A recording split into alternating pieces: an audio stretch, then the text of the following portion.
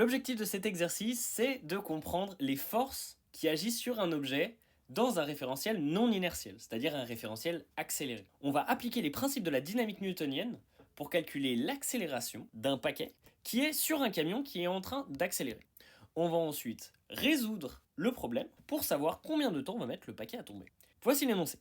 On a un camion qui va mettre un temps t0 à atteindre une vitesse v0. À l'origine, le camion ne bougeait pas. Ça veut dire qu'il va avoir une accélération. On a un paquet qui est posé à l'arrière, qui va subir une force de frottement avec un coefficient de frottement qui vaut mu d. Mais ce coefficient de frottement, il n'est pas suffisamment élevé pour empêcher le camion de glisser. Donc on a le camion qui va glisser vers l'arrière, dangereusement jusqu'à au final tomber. Notre objectif ici, ce sera en premier de réaliser un schéma avec les forces qui s'appliquent sur le paquet, de calculer l'accélération du colis dans le référentiel terrestre, dans le référentiel lié au sol, et enfin de trouver le temps que va mettre le camion à tomber.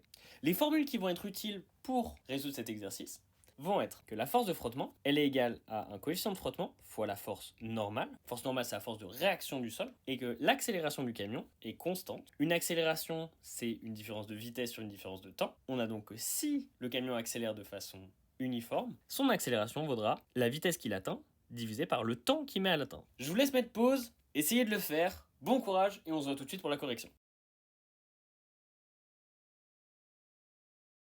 En premier, on va faire le schéma et on va placer les forces.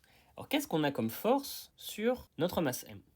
On va avoir la force normale, qui est la force de réaction du support. Ça, c'est le sol qui nous repousse.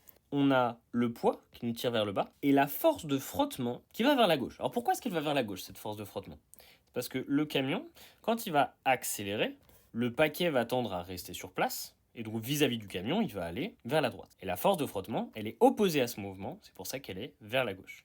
Une autre manière de le voir, c'est si le camion il part vers la gauche et que nous, on regarde uniquement le carton, on va avoir le carton qui part vers la gauche aussi. Peut-être moins vite que le camion, mais il va tout de même partir vers la gauche. Ça veut bien dire qu'il y a une force qui le pousse dans ce sens-là. On va rajouter l'accélération du camion qui, elle, va vers la gauche. Maintenant, on va calculer l'accélération horizontale du colis dans le référentiel terrestre. Pour ça, on vient placer un repère avec un axe Y et un axe X.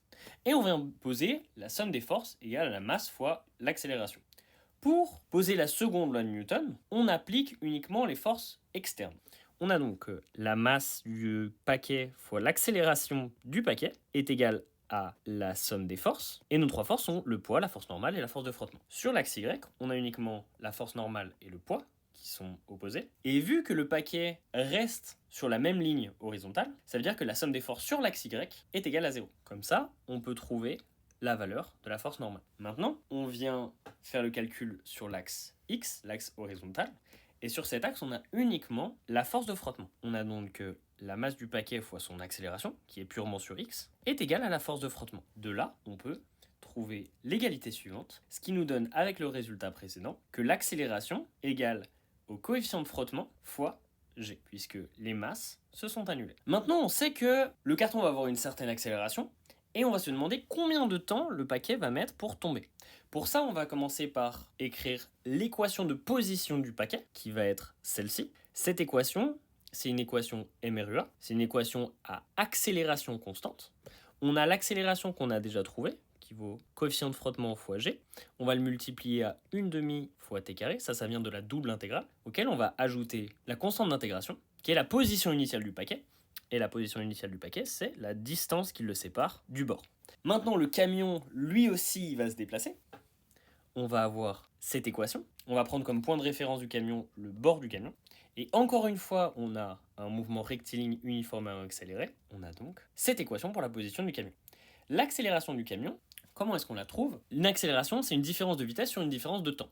Ici, on nous dit qu'il met un temps t0 à atteindre une vitesse v0. L'accélération, si elle est constante, vaut donc v0 sur t0. On a les positions des deux objets qui sont la position du paquet et la position du camion. Au moment où le paquet va tomber du camion, c'est que le paquet est au bord du camion. Et donc que les deux positions valent la même chose. On va donc égaliser ces deux équations et on peut en trouver un certain temps, le temps qu'aura mis le paquet à glisser jusqu'au bord du camion.